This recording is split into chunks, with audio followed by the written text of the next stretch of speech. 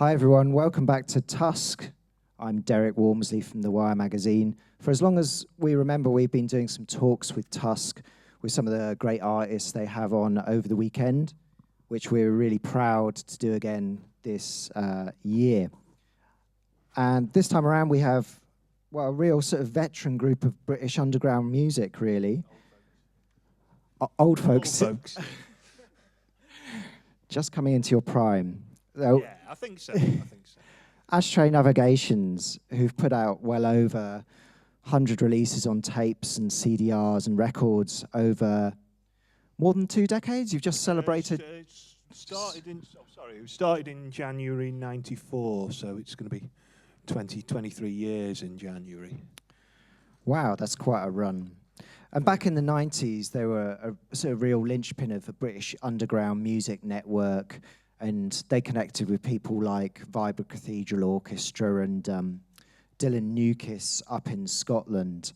And Ashtray Navigations are more active than ever at the moment. You've got a record coming out on Blackest Ever Black, and you're recently on Radio 3 as well, so it's a good time to catch them. You can catch them tonight as well. They're going to be playing at 8 o'clock, I think. So give a bit of a welcome to Phil and Mel from Ashtray Navigations. Hello. So what we're going to try and do today is just a little different to us trying to just tell our history or whatever. We're going to play a few bits of music that inspired maybe Phil in particular back in the day, and use those as a bit of a launch pad to discuss, you know, what Ashtray Navigations is and what they do and what they like and so on and so forth, really.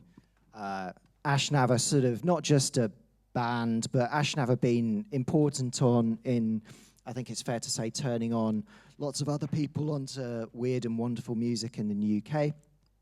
And loads of other musicians have come through Ashnav as well as Phil and Mel over the years. So, yeah, let's sort of dive in with some music. Well, maybe just you could just clarify a little bit, like, you know, when exactly you guys started getting together and doing music together, because you know, at one point it's been a solo thing, but is this now on? very much a duo.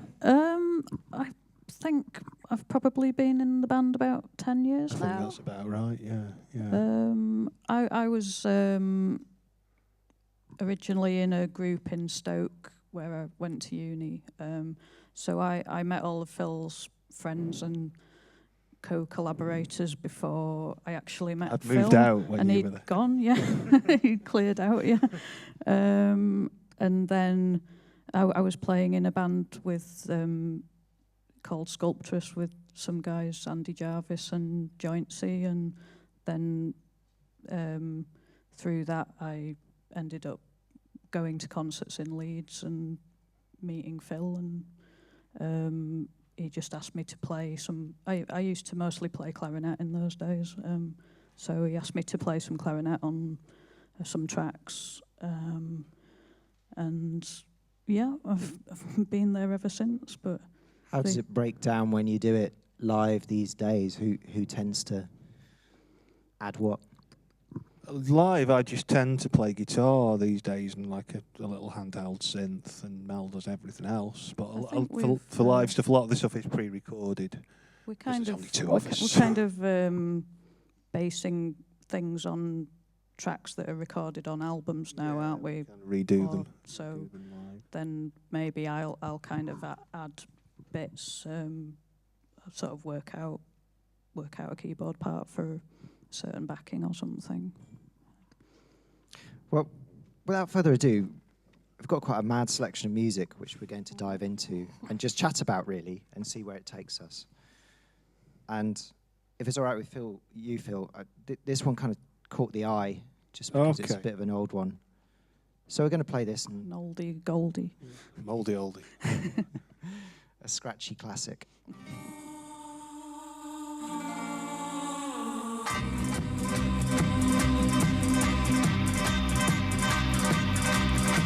When the mists are rising and the rain is falling and the wind is blowing cold across the moor,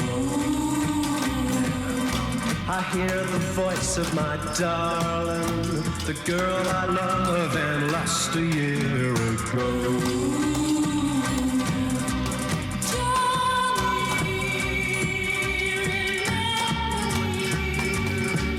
Well, it's hard to believe, I know, but I hear her singing in the sign of the wind, blowing in the treetops, way above me.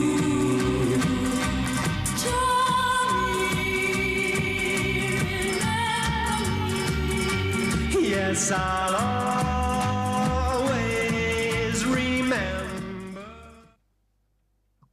Bit of a hard fade on that. Yeah, sorry about that. You just got it. Yeah. But a real classic. Johnny Remember Me by John Layton. Where does this, It's just because connect with the when I was- psychedelic world of Ashtray? Well, is this actually on? Yeah. It's an important record for me because it was the first music I heard was like a collection of my uncle's early 60s 7-inches, which I discovered when I was about 5 or 6 years old and used to play obsessively, and they sounded so weird. Obviously, you haven't heard much music at that age, and hearing these records from 10 years ago that don't seem to make a lot of sense, and there's kind of weird echo effects on everything, and Of course, that's a Joe Meek production. I presume everybody knows who was- Joe Meek that was partly- was. Hence the mad. Everybody Why knows ghostly who echo. Joe Meek was. Yeah, if anybody doesn't, he was a British independent music producer who recorded everything in his house. The classic records that he did, he recorded in his own home on quite often using equipment that he built himself, and it was very much a tin shed, tin pot operation, and that wasn't standard practice in the early 60s, and there was a lot of rivalry between the big studios and him as well, because he was getting the hits with these things that he'd recorded in his toilet. Literally, sometimes. There's a good echo chamber, as used by myself on some early recordings Do you as well. do that Joe Meek thing of putting different instruments in the different bit of the house? I have done that, yeah, Right. yeah. I don't How do did it it so go? much now. Yeah, it works pretty good. Works pretty good sometimes. Now I can afford like delay and reverb effects, so I don't do it so much. But hey, maybe I should get back to doing that. You played clarinet in the toilet, a few months ago, didn't you? Well, yes. On an overdub. So it does still happen. But yeah, it's just an example of kind of Early homemade days. music. Also, it's kind of farcical and a bit silly as well, and that's kind of important to all the music that I've done, this element of humour as well. And I know it's not maybe not intended to be funny, but you listen to it and you listen to John Layton's kind of bad mid-Atlantic attempt at being American with his singing, and the whole thing's so sort of emotionally overwrought and ridiculous. The ridiculousness makes But the it's beautiful sort of at the tragic same story. time. Yeah. It's a great record at the same time, and of course Joe Meek had a very tragic, quite horrible story as well. As did John Layton, I think. I think he was a sort of chronic alcoholic, and so was the next big thing of British music circa 1962, and it never quite panned out for him. I didn't know that. I didn't know much about him at all. But let's spin. Maybe we could fast forward a bit. Phil, for instance, when did you start getting bitten by the bug for music and actually sort of consuming it for yourself rather than through your That was uncle's 7-inch? That was it, probably. That started an obsession with music and with recordings and things like that, because these mysterious records which were like scrolls from another age, which had transport you to this strange sound world that was nothing like anything else, because the only music I'd heard till then was like songs that you'd sing at school and things like that, and stuff on the radio, which I didn't pay much attention to. So did you start tinkering at home? Oh yeah.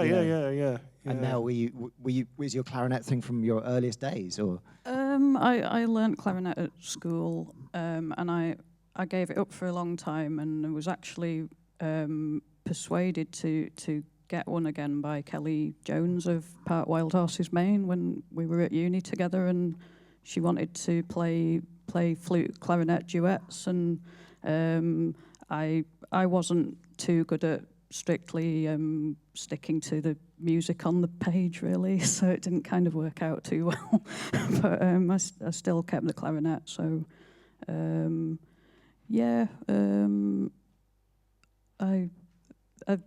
think I realised after a while that it's pretty hard. Clarinet's a pretty hard instrument to amplify in a rock band because it doesn't really ever get heard very much. So I'd be blowing my guts out and for no effect. So now that's why I play synthesizers now, because that's you can plug it in. Yeah, and it saves my lungs. When did the group? Well, not the group. When did the music sort of start? You know, did you start tinkering around with stuff at home at any stage, Phil? Yes, just sort of tinkering around with friends with tape recorders. I'm not really from a musical family at all, although I had a couple of relatives who've played a little bit. So I never really owned any instruments or anything like that, or had like a conventional, you know, I think most kids, when they reach the teenage years, they sort of into rock music and they get a guitar and an amp and form like a normal rock band. But I never really did that very much. I just sort of tinker around with friends with sort of homemade things and tape recorders and stuff like that. And strangely, I actually kind of did similar things. Yeah.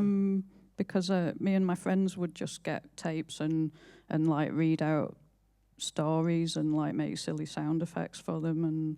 And I always liked recording shortwave radio, and that was, I used a lot of that in my early solo recordings. But when you can like pick up number stations, which are these strange recordings that have sort of robotic voices that nobody really knows what they're for, or if they're communications to spies or something. But I always liked, even as a little kid, I liked turning the radio to the shortwave, because it was like this outer space music that you didn't know where it came from. Yeah, the thick phase on it going. Yeah.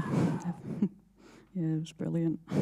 So yeah, I was sort of just messing around with homemade gadgets and things like that, rather than sort of learning to play Smoke on the Water or whatever. Can I just say, I remember my first instrument was a Yamaha PRS 8 or something, which had like miniature keys, and the demo would play Yankee Doodle Dandy, but I was like playing on this, and I guess I kind of picked up playing on it, even though it was a really terrible instrument, and I thought somehow if I played it well enough I'd be able to replicate the demo, but it's completely impossible. It's a con.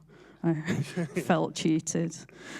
So yeah, musically, did you guys ever share any of these recordings with anyone? Mine don't exist anymore. I had a big clear out and chucked away the tapes. Not really. No. I've lost all the tapes I made of my grandmother and her friends gossiping and that would be brilliant. stuff like that, which I'd really, really love to hear now. Yeah, they just get taped over with things, don't they? Yeah. Tapes are quite expensive. We were from a poor family. I suppose that tape cost 49p, so you've got to keep reusing it. So that were a lot of money in them days. It was indeed, yeah. So this might be moving forward a bit, but when did this name Ashtray Navigations come on the scene? What was the context for that? It was just kind of a... What were you doing at the time? It was just kind of a joke. First music I sort of did that got circulated to more than one other person or two other people. I did a project called Tea Culture, which was all based upon sampling. We'd sampled bits from various records and random bits off the telly and things like that. That was mostly me and a guy called Neil Davis from Stoke. And various other sort of Stoke-On-Trent people joined in. And I guess the best known thing we did a collaboration with Merzbow quite early on.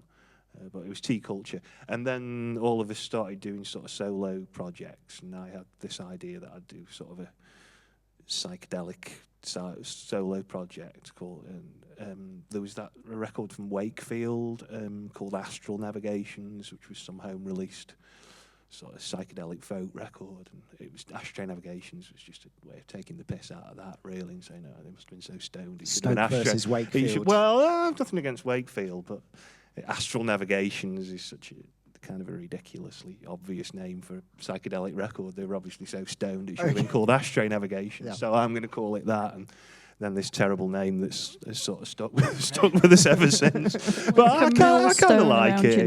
It's fun. So yeah, it was just like going to be this one-off Ashtray Navigations recording that I did with like a stylophone, some bongos, and a delay machine and a guitar. But I kind of liked it, and other people seemed to like it, so I kept doing more and more and more. And here we are today. How did you hook up with Merzbow? That's kind of crazy. Oh, Did just you wrote to him. Wrote him a letter? Yeah, Okay. Nobody had heard of him in those days. You could just either. write to So, everybody yeah, and you then could just those, write to couldn't him you? and go, "Oh, do you want to do a collaboration?" And he was up for it. And we sent him. I think we sent him a load of recordings of. Nobody's heard of Oh Grandad Pigott, have they? Oh, Grandad what? Any Oh, Stokies in Grandad the room? Pigott is this. Oh, well, there's one person over there. You from Stoke? Oh, right. Okay. No, You know I would- who Grandad Pigott is, though? Oh, okay. Good. You're going to have to explain what It's you're this, talking about. I was going to bring some Mel, recordings. Mel, you explain it. Right. Well, Old Grandad Pigott is kind of recordings done by a guy called Alan Povey in the Staffordshire dialect of Stoke-on-Trent. Just these funny stories about this character called Old Grandad Pigott. And there's 2 records of them which he pressed himself or sort of locally. And it's just the dialect is really impenetrable to people who aren't. It's a really unusual. Yeah. We should have Right. brought Yeah. it along, actually. Well, I think it's really interesting. It's like this sort of hidden language that people who are attuned to it kind of can zoom in on a Staffordshire accent and say, "Oh, you're from Stoke," but I mean, I'm not from Stoke, so it was kind of odd for me going there and discovering that there's this language that people lapse into, which is kind of a piss take of the way old people from Stoke talk. And Why don't I try and put it Yeah, up we're on just him? kind of intrigued by what someone in Japan would make of cut-ups of Oh Grandad Pigott stuff. there might be some of them on YouTube, I think. I'll just You can kind of hear it on the record, the bits of it coming through. Maybe this will come through. That's the record going down. High fidelity.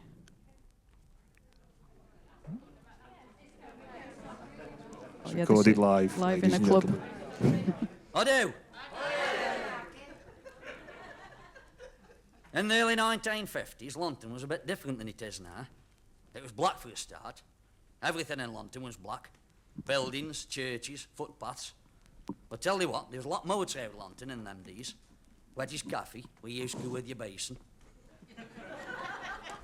Remember? Now cameo dance hall, we used to go busting lips on a Saturday night. You were there? You're not from Blayton, are you? That's all right then. Oh, that's all right then. Oh, lad from Blayton threw me downstairs there one night. And then there was the etiquette, and some Tatars got in there. A bit like a prep school for their dot. Does Big Alice Turpin never get any, you know? Big Alice. I had a fit of violence in here once, they noticed. The flattened three jippos and did 150 quid's worth of damage. So when would this be It was all from? wound and nasty, was 40s? Oh, Late 70s. 70s, I Much think. later than you. But he carried on doing them through the 80s, I think, and they were Them played days, they on noticed I used to Radio live in Telly's Stoke. Dice. Yes, that's right. Just my mother, they was. My dad was I Jed. think, in a way, a lot of the I'm humour... struggling a Living bit next to door, understand it. Oh, I It's bet such a people thick do. accent. I don't But understand it's- all of it myself, folks, but it's- you do still I hear just people lived on next door to buses, them for 10 years, old like blokes on murdered. buses that don't like that. You know. Well, I think don't it's know. kind of... I've It's come close to it a it's couple of like times.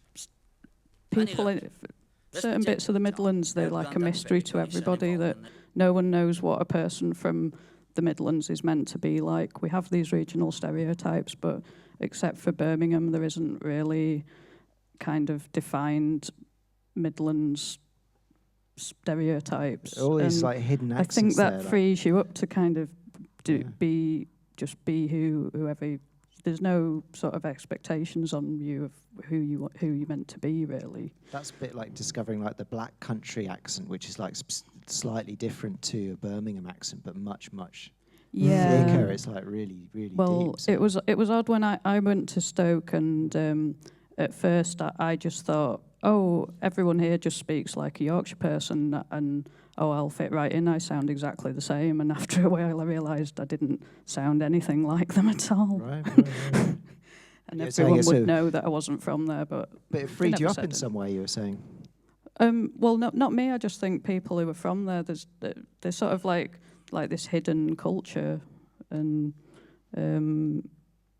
it's very interesting to me just the way that it's kind of this self-contained, hidden thing that, like that. I think a lot of the humour in these stories, people are laughing because of the shared association, not necessarily because there's any big joke being told, but You're from Blayton. Yeah, it's kind of a really local thing, and you can kind of get obsessed with things like that, things which are really regional and local and just a bit strange. We should point out you guys are both in Leeds, have been there for quite a while now, so it's you moved but along at some talking point. about the early days, that's just it was all done in Stoke. And there's nowhere to play. You can't do a gig. The gigs are all like tribute bands and heavy metal and sort of a few punk things.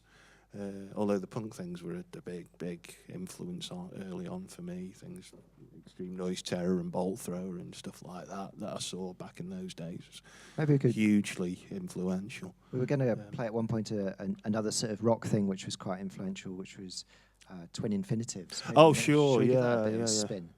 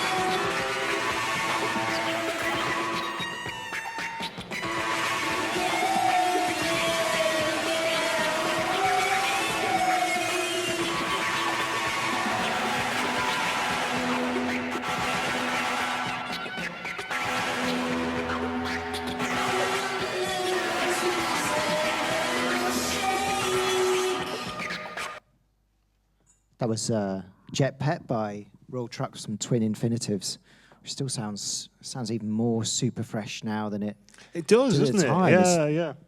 What turned you onto this, or when did you guys encounter this stuff? I liked Pussy Galore and all that kind of stuff, and the guy from Pussy Galore's got a new project, Royal Trucks. And a friend bought the first album and hated it so much that he gave it to me,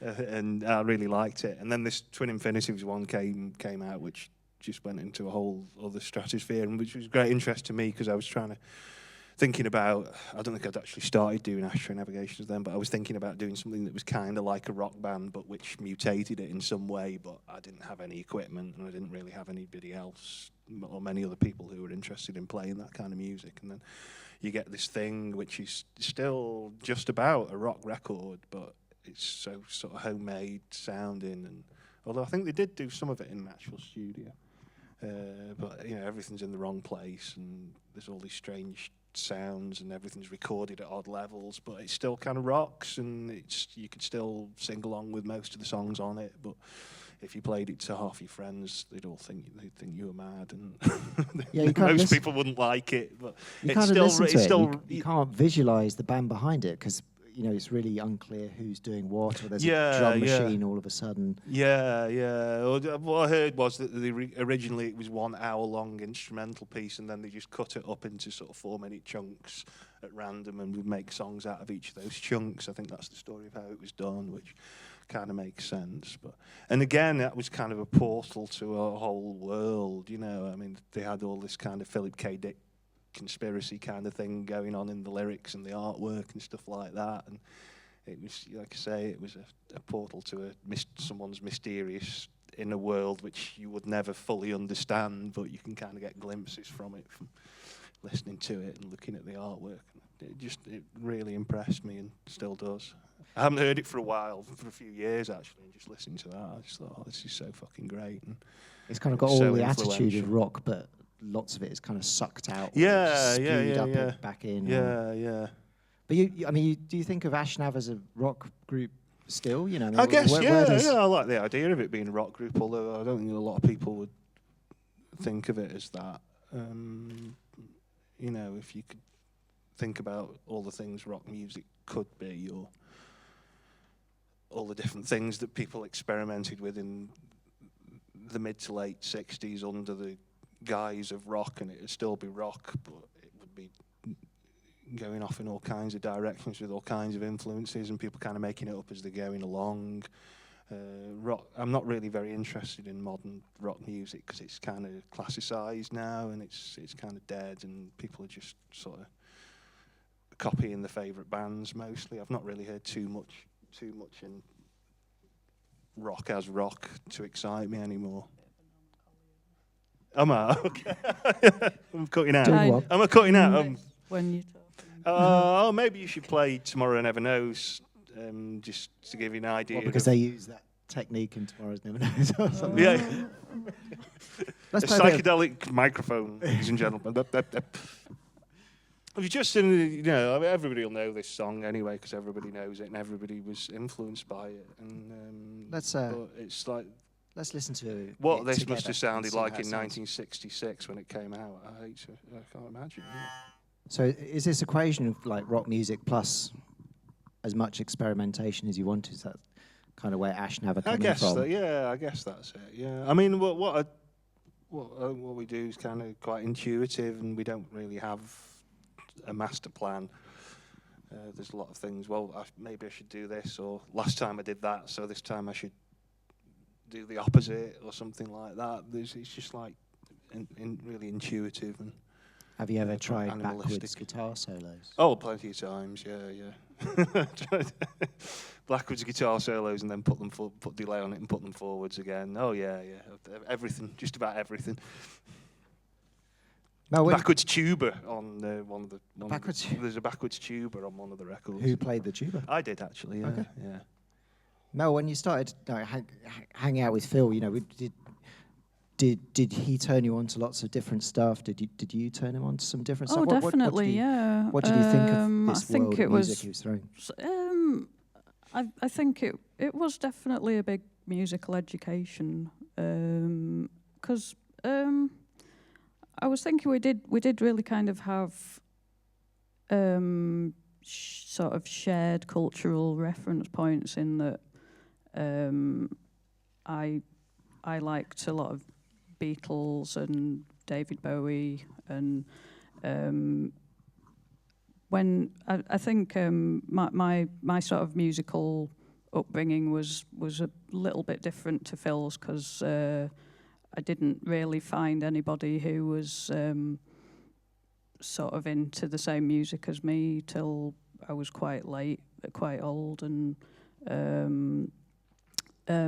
the town I come from was kind of a bit of a cultural wasteland where everyone listened to the Macarena. So Where was this? Keighley, West Yorkshire, yay! So I was kind of just listening to my dad's record collection, which was sort of Neil Young and sort of the more tasteful Beatles songs on the Beatles ballads, which people think's like a bit sappy, but I still quite like that record. And I bet it hasn't got Tomorrow Never Knows on it. No, that wasn't a ballad. But yeah, I mean, yeah. I think my strategy of collecting music was just to listen to whatever was really cheap and in the bargain bin at a record shop, which meant sometimes I found some quite odd things, and sometimes I found things which were a bit rubbish that I didn't really like. That was kind of my strategy yeah. as well, though. But luckily, I started sort of buying them when CDs first came out, and people were throwing all the throw out all vinyl your away. old LPs. And Yeah. Well, I also, just get when cassette tapes, you've got to remember when I started doing Ashtray, the whole sort of psychedelic, anything that sort of reeked of hippie culture or anything like that was just like, oh no, get it away from me. That's just not fashionable at all, which is partly why I did it. It was, you know, the sort of hangover from punk and sort of 80s. The 80s vibe was still quite strong in the early 90s, and So what kind of things were you picking out of the bargain bin then? Oh, incredible string band, Miles Davis, just anything that looked like it was vaguely interesting, you know, anything that had an odd-looking cover or looked like the people involved were on drugs, or that there was some kind of experimentation going on. A lot of sort of free jazz stuff as well. I picked up a lot of that, and I didn't understand it at all when I first heard it, but then, you know, you sort of think, one day it sort of hits you. God, this stuff's incredible. You mentioned a bit before that maybe some of the ethos of Ashnav is sort of trying to reuse things, or trying to, you know, use things which are a bit broken or something like that. Yeah, or junk yeah. type stuff. Maybe you could just talk It's a bit about kind that. of junk shop gathering, which is one of my major hobbies, which is why our house is full of crap. Maybe both our hobbies. Well, Mel as well, yeah. I think I'm a bit worse than she is, but I don't know. Have you had any significant, you know, musical scores in terms of like instruments you picked up? Oh, all the time, yeah, pretty much, yeah. Everything was bought second hand or things like that. But you're not only junk shop gathering because it's cheap, but also because you might find some interesting cultural junk that way. You know, you might find something that you can use in some way, not just as an instrument, but it can spark off an idea, or like what I was saying about twin infinitives and things like that, that it's a portal to a hidden world or something like that. Also, you know, things that aren't in the best of taste and things which are a bit old and... Can you give an example? The Martin Denny records, they're kind of classics now, but when I first started listening to them, this was like, for a start, it was really cheesy and stupid and old, but also it was kind of weird and unpleasant to listen to, you know. Uma Sumac and things Uma like that Sumac as well. and all these kind of odd, easy listening records which aren't particularly easy to listen to. Bachelor pad music. Yeah, which would have anybody who came into the bachelor pad running in terror. So yeah, I think there was a lot of that kind of in the 90s anyway, because it was kind of an age where people were picking up on these things quite often ironically. The crate digging age, I suppose. Yeah, as well, yeah, absolutely, yeah. So, you know, this was part of a zeitgeist anyway, that kind of thing. But I think maybe we got our own take on it. This is the stuff which is kind of left behind in a way, really. It's yeah. It's not the stuff which is being pushed at you by HMV. It's although I'm sure you can get it all from some of it from HMV now. There's not really that kind of. You can really be into any kind of music now, and you'll find other people who are into it and things like that. Whereas, you know, pre-internet times, I guess it's what it comes down to. All kinds of things were rejected. With the music industry sort of being in a bad situation now, I think they're falling back on the back catalogue, and maybe in the past there was more a push for newness and finding the next new thing, and now there's sort of diminishing returns on that. So now it does seem like it's a lot more open, that there's not really like an orthodox law that you've got to listen to a certain type of music. But it's a sort of grand repackaging scam ongoing, I guess. Now. Yeah.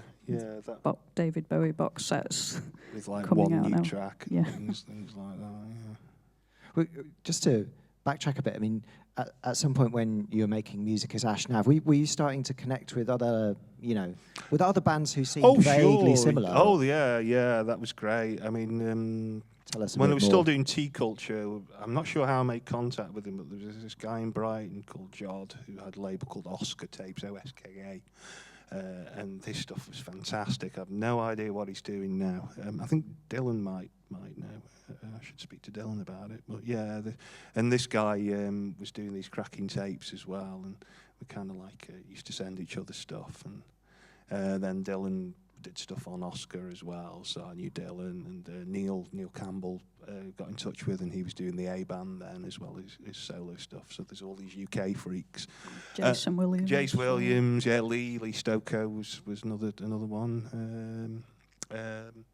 And then I think it was Mark, my friend Mark in Stoke, there were three of us who did stuff, Mark and Jointsy and myself.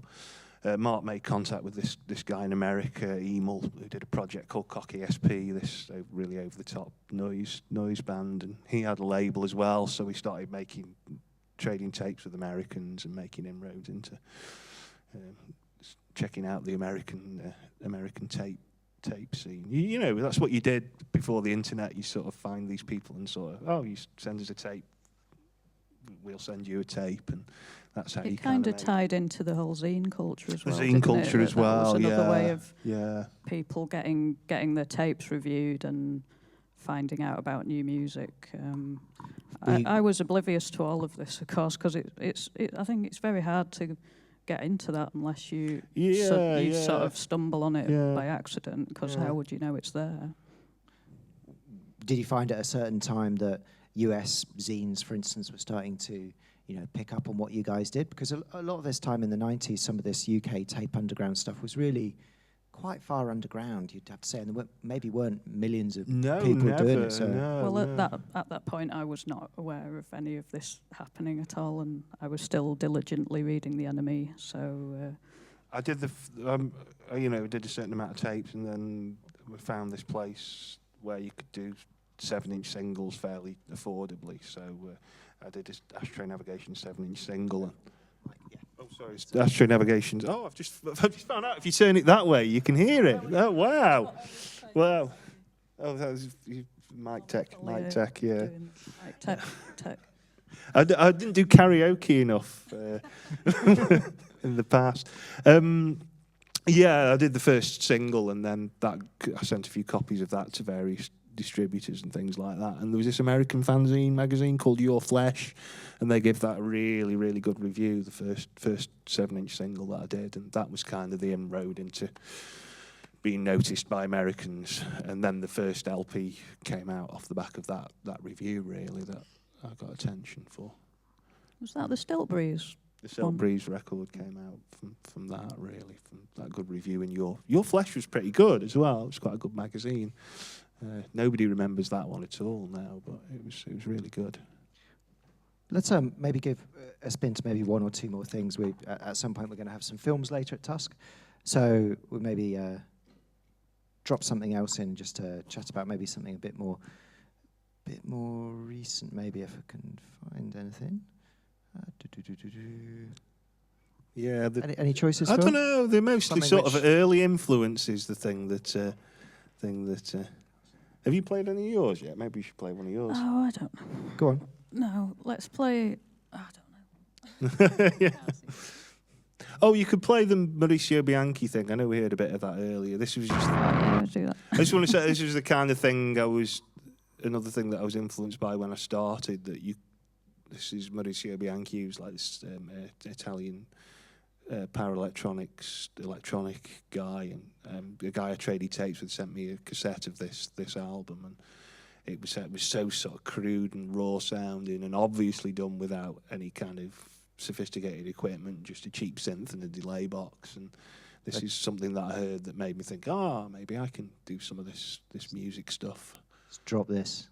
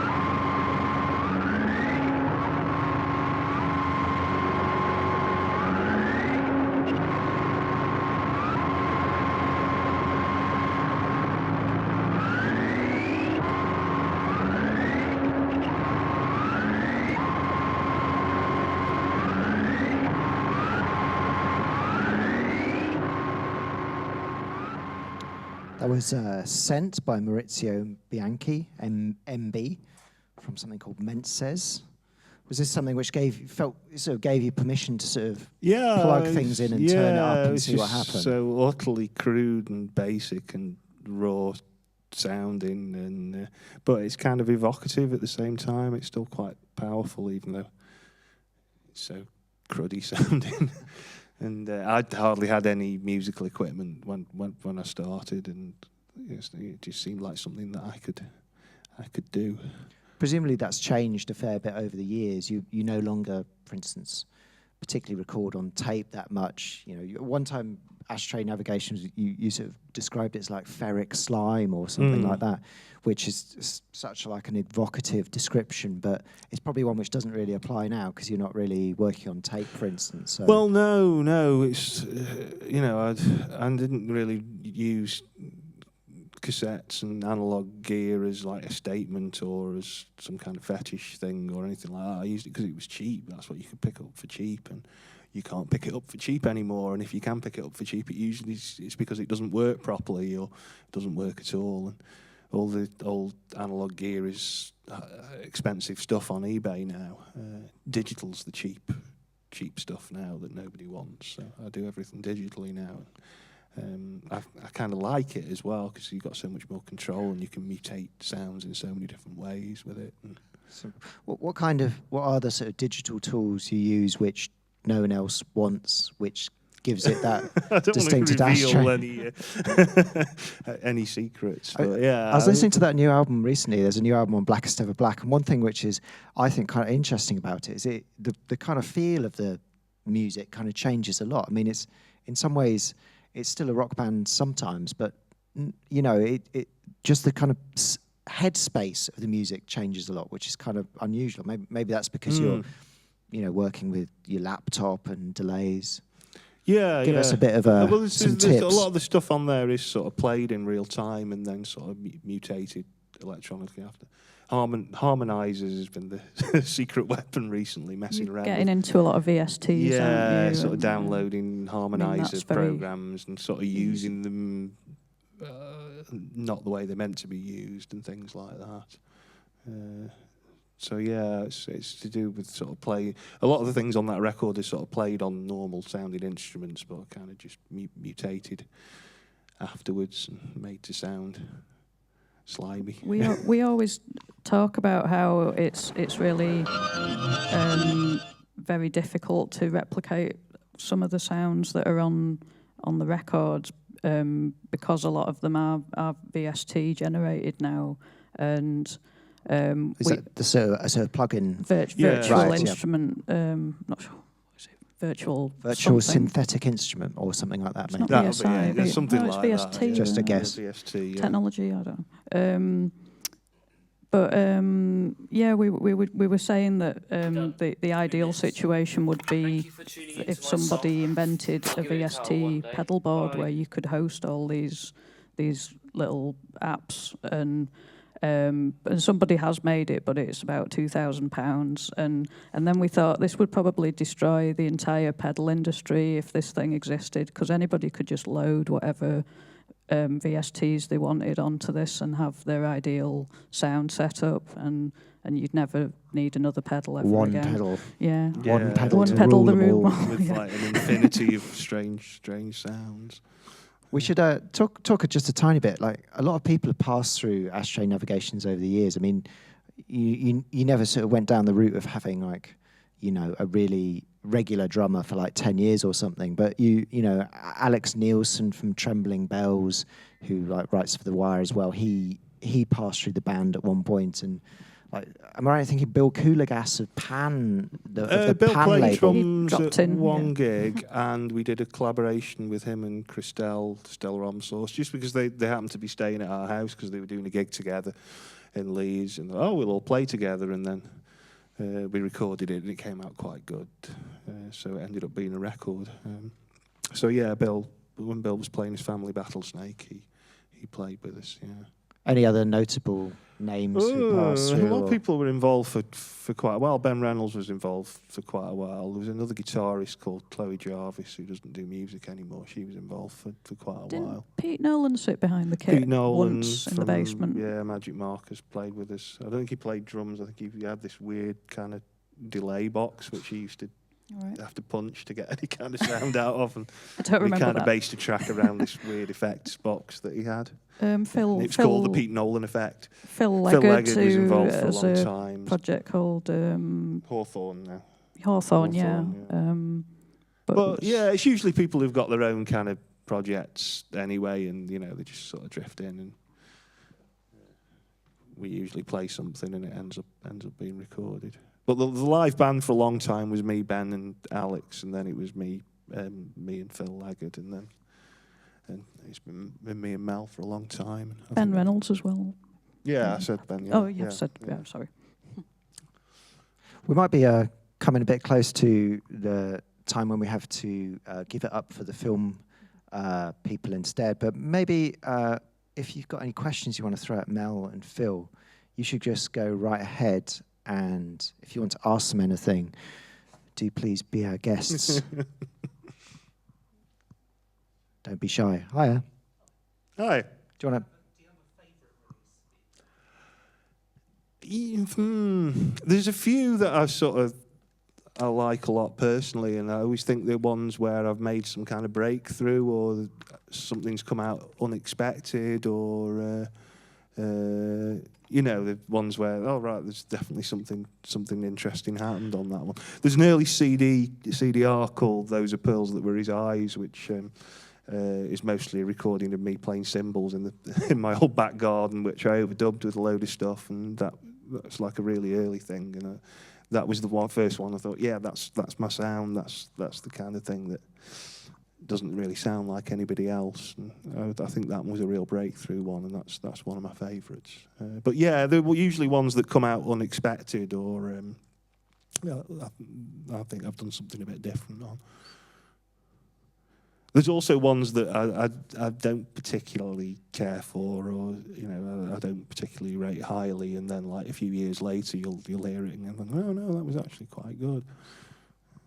I don't really sit around every night listening to my own albums, so it doesn't happen. That was a bit of an insight there. Yeah. Can I ask a question? What is your favourite Ashtray Navigations album title?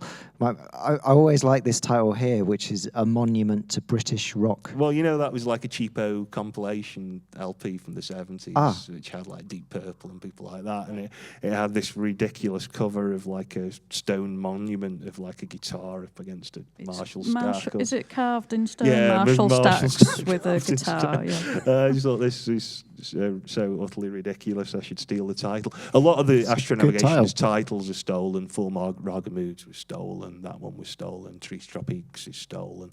The early ones especially, I did steal a lot of titles. Just because you see something that's just so grand, isn't it? A monument to British rock. It just really needs taking down a peg or two. And the band name too is... Yeah. There's a lot of humour involved. There's sort of, looking at things from this sort of heyday of rock music and how pompous a lot of it got.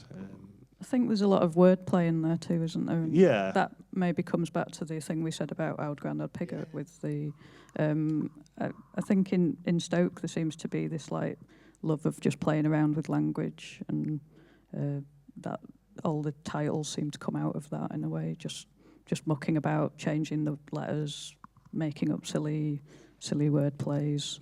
I think there's this kind of humour which runs through a lot of stuff from, the Midlands and, upwards. I mean, Stoke is kind of in between, but some of the the Birmingham techno people, the downwards kind of people and Surgeon and stuff like that, they talk about the influence of stupid Midlands humour on what they do. I don't know if there's something definitely. similar to that. I remember a guy called Floach from Birmingham who was on Half Eaten Records, and I used to love his stuff. He once rapped out of a Haynes manual for a Ford car because his car broke down on the way to a gig, and then he put himself in a sleeping bag on stage and was rapping out of this Haynes manual, and throwing his broken carburettor across the stage, and I loved that guy. And his techno was very good too. He did an amazing version of Pass the Duchy as well. Right, Yeah. okay. Yeah, it's amazing.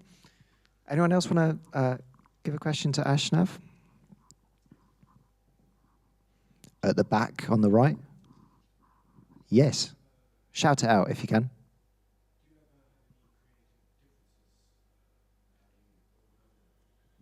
Yeah. Creative differences. I guess I've come to it later than Phil, and I kind of always have to sort of view it as Phil's project in a way, but I think as we've gone on, maybe there's been kind of more of a creative balance. At the start, I was sort of feeling my way into sort of working out what the style of it was really. But I think you've usually generally been pretty happy with my contributions. Oh, so, yeah. I mean, I remember you saying quite early on that I never say exactly what I want. No. I want you to because do. it's all in your head. So. Yeah, it's all in my head, and also it's kind of flexible in a way, but I sort of know when it's not right, and sometimes I'm not that good at communicating. I think maybe that's we've worked on that. And that's kind of but yeah, it's Ashtray's sort of my thing. But we have got another project called Human Combustion Engine, where it's a synthesizer project. Yeah, that's sort of improvised that's an equal collaboration, and Mel's got a solo project which I play on sometimes. Yeah. And I try and diligently follow instructions and take a subservient role in that one. Very good. Anyone My else? phone's just gone off. Who wants me? Hey, yeah.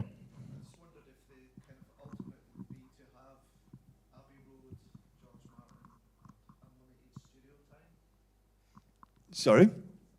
Would you like to have a studio? Would you like to? I don't you know. know, I don't think I would. with a producer and a studio. I'd like to try it. Unlimited yeah, time. If someone would be willing to we fund do such a, contemplate it sometimes. so But, if someone would be willing to fund such a farcical situation Anyone- as me in anyone a here? posh recording studio, where we could take a collection from the back. I think, I'd love to. it sounds give it a great. I think go, this but sounds I'm- hilarious. Yeah, I'm kind of happy with home recording. I think I'd like to have at least a nice sounding room where you could do sort of more acoustic type things. Well, yeah, that would be nice.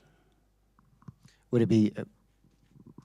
I wonder how it'd feel to be produced after so many years of jamming alone. Yeah, I don't think I could do that really. I think I'd have to be my own producer, or at least have somebody producing who would be sort of sympathetic or would be okay with Mel playing clarinet in the bathroom or whatever.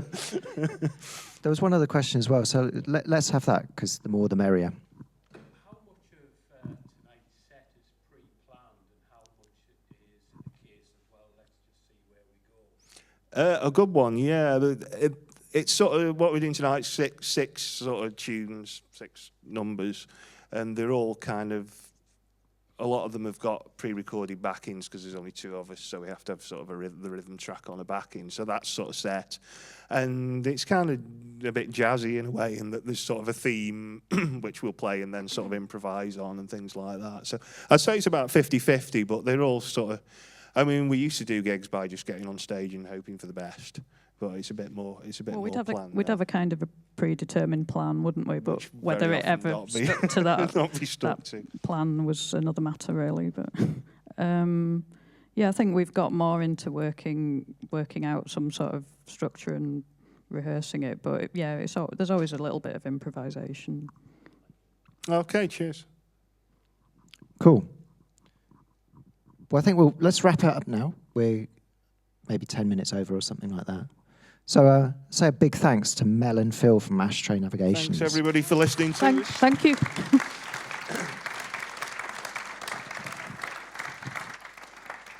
And if you come back tomorrow at about 1 o'clock, I should be talking to Senyawa as well. Thanks a lot.